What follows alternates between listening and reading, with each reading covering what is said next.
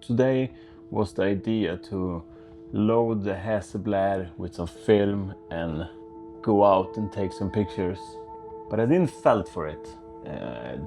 Been a really rough week at work, and for me, photography is a way for me to relax and enjoy my weekends. So I don't wanna force myself into it.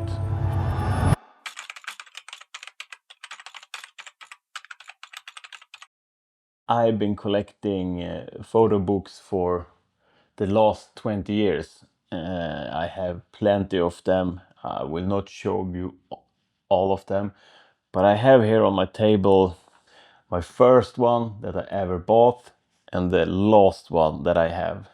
And they are completely different, but it's a little bit showing who I was and who I become as a photographer. The first book that I ever bought was this from David LaChapelle. I think this actually is from, yes, this one is from 2006. So I have had it ever since the first day. And at the time I was, I'm still to this day really impressed by his work. They are very colorful. They are like these big scenes that he builds up, and they're very bright. Let's see if I can find a good one to show you what I mean. For example, here is one picture outside. It's very colorful, it's very bright, it happens a lot of things. Here is also another picture. I don't know if you can see, but yeah,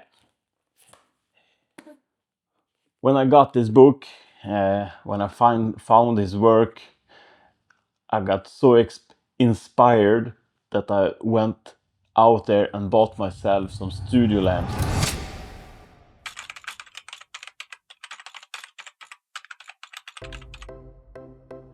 I took pictures of friends and for my classmates at the university. We did a lot of campaigns for the nightclub at the university.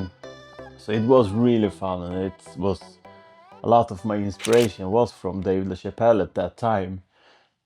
But then I got some work for a commercial studio. I thought that was the thing to go for. But the thing was that every day was the same. It was like next one in, same setup, same backdrop, few poses, out, change clothes, back in, few poses, out, next one, and just repeated it day after day. And that kills my inspiration of using studio lights. So after a while I just sold all my studio lights and went to only rely on natural light. So from there all of my picture is taken outside, and that's also why you have seen my previous videos. I'm usually outside because I don't have any studio lights.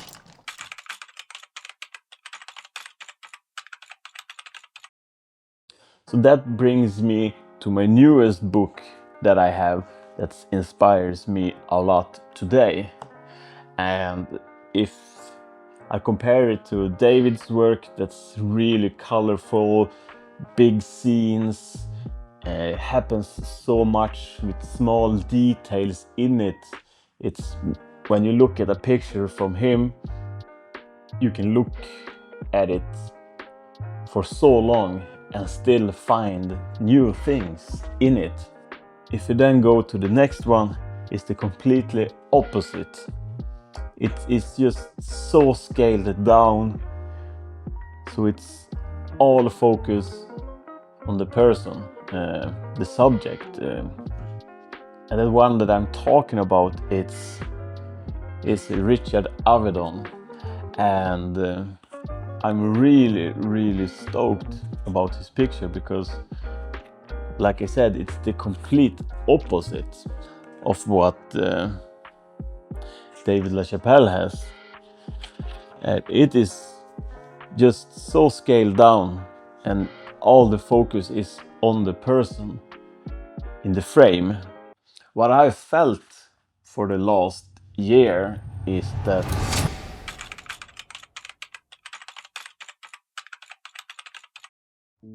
I have focused so much more on the environment than the actual person in the frame. It's like I'm hiding behind the scene, because I don't know how to explain it, but whenever I take picture of people, it's more like I want you to stand over here because then the background looks nice.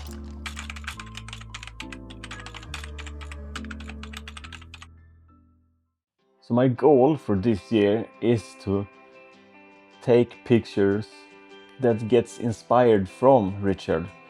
I really want to learn myself to connect to the subject that I'm taking picture of. So it is a little scary, but I feel like this is something that also makes me grow. I've been taking pictures so long, so it feels like it just goes on automatic, and I don't want it to be like that. I want it to be meaningful. And that's also one of the things why I got back to film photography, like with my Hasselblad.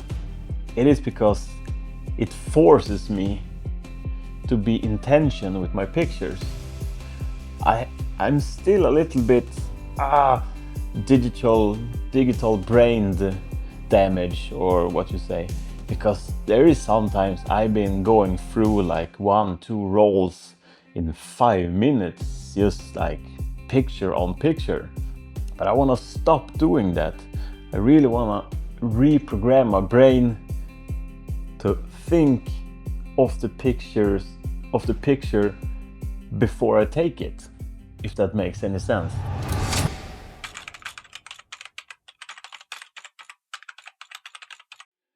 Hopefully I will learn something through this journey, and I will take you with me, and hopefully you will learn something as well if this is something for you.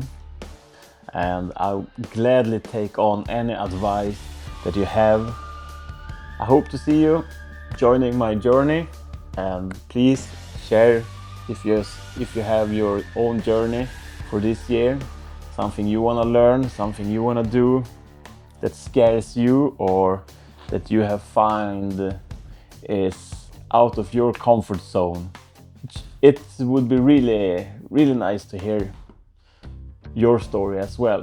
So until next time, see you.